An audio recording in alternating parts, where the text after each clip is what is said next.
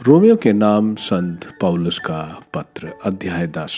भाइयों, मेरी हार्दिक अभिलाषा और ईश्वर से मेरी प्रार्थना यह है कि इजरायली मुक्ति प्राप्त करे। मैं उनके विषय में यह साक्ष्य दे सकता हूँ कि उनमें ईश्वर के प्रति उत्साह है, किंतु यह उत्साह विवेकपूर्ण नहीं है। वे वह धार्मिकता नहीं जानते जिसे ईश्वर चाहता है और अपनी धार्मिकता की स्थापना करने में लगे रहते हैं। इसलिए उन्होंने ईश्वर द्वारा निर्धारित धार्मिकता के अधीन रहना अस्वीकार किया, क्योंकि मसीह संहिता को परिपूर्णता तक पहुंचाते और प्रत्येक विश्वास करने वाले को धार्मिकता प्रदान करते हैं। अब यहूदी और यूनानी में कोई भेद नहीं। मूसा संहिता की धार्मिकता के विषय में लिखते हैं, जो इन बातों का पालन करेगा उसे इनके द्वारा जीवन प्राप्त होगा। किंतु जो धार्मिकता विश्वास पर आधारित है, उसके विषय में वह कहते हैं, तुम अपने मन में यह मत कहो कि कौन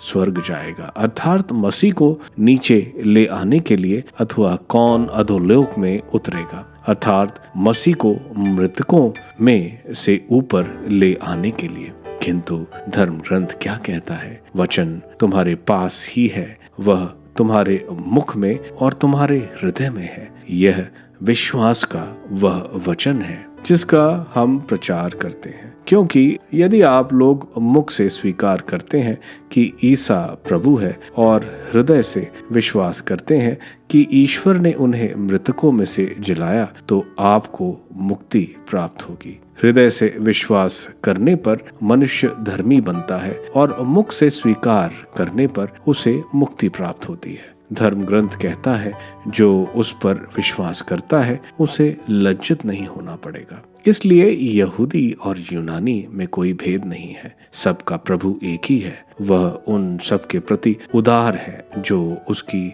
दुहाई देते हैं, क्योंकि जो प्रभु के नाम की दुहाई देगा उसे मुक्ति प्राप्त होगी। परंतु यदि लोगों को उसमें विश्वास नहीं, तो वे उसकी दुहाई कैसे दे सकते हैं? यदि उन्होंने उसके विषय में कभी सुना नहीं, तो उसमें विश्वास कैसे कर सकते हैं? यदि कोई प्रचारक न हो, तो वे उसके विषय में कैसे सुन सकते हैं? और यदि वह भेजा नहीं जाए, तो कोई प्रचारक कैसे बन सकता है? धर्मग्रंथ में लिखा है, शुभ संदेश सुनाने वालों के चरण कितने सुंदर लगते हैं, किंतु सब ने सुसमाचार का स्वागत नहीं किया। ईसायास कहते हैं, प्रभु किसने हमारे संदेश पर विश्वास किया है? इस प्रकार हम देखते हैं कि सुनने से विश्वास उत्पन्न होता है, और जो सुना जाता है वह मसीह का वचन है।